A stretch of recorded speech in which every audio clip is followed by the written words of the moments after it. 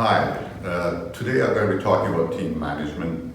This would be the first first of the series of talks I'm going to do on team management. And today is just an introduction to what is a team and what's the course going to cover and what are the prerequisites or things you may need to address beforehand.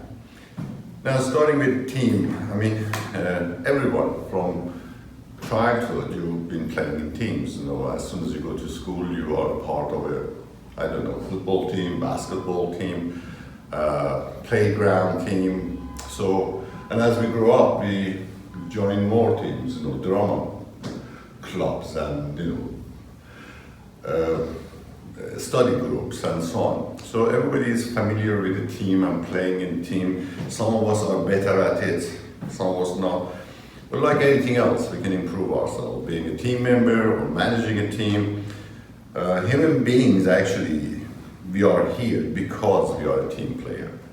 If you go back to our ancestors, they wouldn't have survived in the situation they were those days, hundreds of years, thousands of years ago. I mean, they needed to find food, which was group work, teamwork, taking care of their children.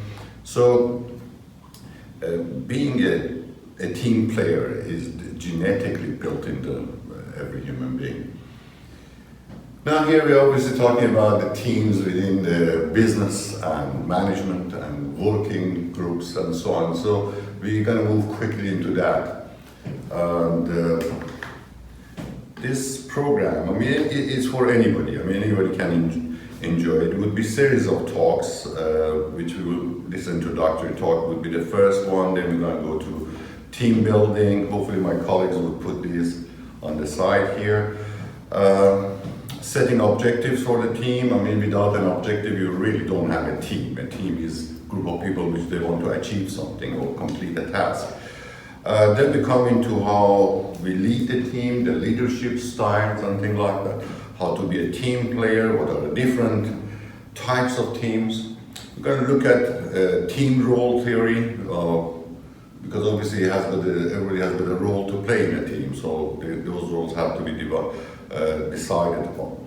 The motivation is very important to have a successful team, which moves us to group dynamics. And from group dynamics, we move to communication skills and how to improve them, and the coaching and training. Not every member of team would know everything from the beginning, so some of the learning and training happens within the life of the team. Now, these are issues I'm going to say we have to address from outset of before going into teams and building teams. A team needs an objective. Now, before we're setting the internal objectives of the team, our boss or somebody has to tell us what we want to achieve and set these objectives. What are the rules? What's the result expected from us before we go and build a team for it? Then we also need to know what are our resources. I mean, do I have if I'm a football manager, how much money I've got? Can I go and buy any player I want? Obviously not. There's always a limitation within the resources, being human resources, being financial resources, physical resources. You need some resources. You cannot really do it without, to start with, you can't have a team without having people. So you need to have people. Then you get people together, they want to do something, you want to play football, you at least need a football. Without it, you can't really have a game of football. Then you need a ground. You may play in the street or on some grass or in the park, but still you need a ground. So there are resources issues, which has to be settled from outset of before we go into the building our team. Planning, we're going to look at planning within the team anyway, once you're playing it. Put your team together, but there is a planning beforehand as well. I mean, somebody has to tell us how much time do I have to put this team together, beside the resources. Where we're going to be meeting, can I just get anybody I want? Can I, go and get people from outside, which then it's going to become more complicated in planning. Then we come to the responsibilities within the team. We're going to look at the authorities and responsibilities or whatever, which obviously you need to have within a team. But before even the team get together, as a team manager or person putting a team together, I need to know what is our responsibilities and what are our authorities. How much control do we have on our decision making? So these are, from outset has to be said, what's the supervision and control from outside? Who is going to tell us we are reaching or not reaching our results? Obviously there is, unless I'm the top of the whole thing, we're always playing a team. I can be a team manager and somewhere else I am a team member. So we have to feed into maybe another team or work group. So the supervision and control, overall supervision and control, where is it coming from? We want a well-defined sort of what are our responsibilities, what are our authorities, and what are we can control, we cannot control. And delegation, again, within the same series, we're going to look at the delegations and responsibilities from outside to the team. Then once you are in the team, you will be looking at that as well.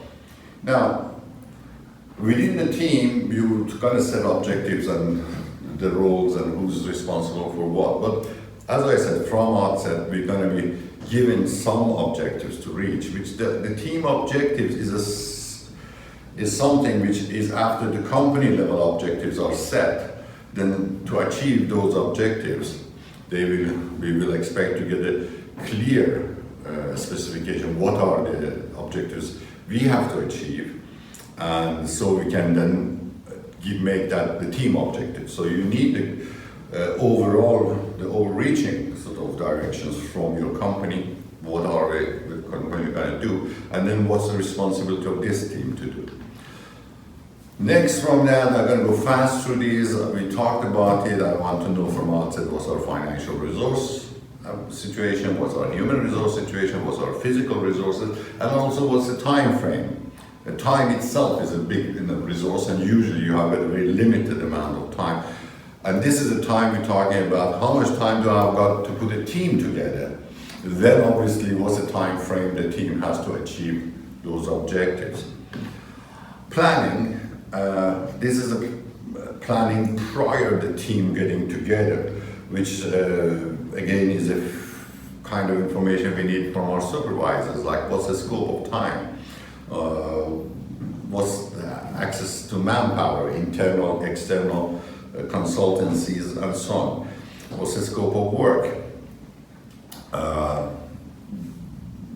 What kind of setting would I have? I mean, I may need to have offices, I may need to have IT equipment, and are they available or not available? Can we get it? What's the time frame on that? And then coming to an agreement for a proposed plan. That's the team builder or the team manager is putting something together, saying, this is my team, these are the resources I need, this is the time frame, and have to get that overall approval before we move on. Is really setting up the framework which the team is going to work within that. And then what are the authorities as a team manager have got, what's the responsibility of outcome this team has got, who is supervising it, who is controlling or auditing the outcome, and the delegations, what level of delegation can we do in the team. Now, this was a very quick overview of what we're going to do, and we're going to go through most of these things in details. If you're following the course, you would have supporting notes for these, but it doesn't matter if you're just watching these videos on their own. I am sure they will be helpful for anybody who is managing a team or is planning to become a team manager. I will talk to you later. See you on the next talk. Bye.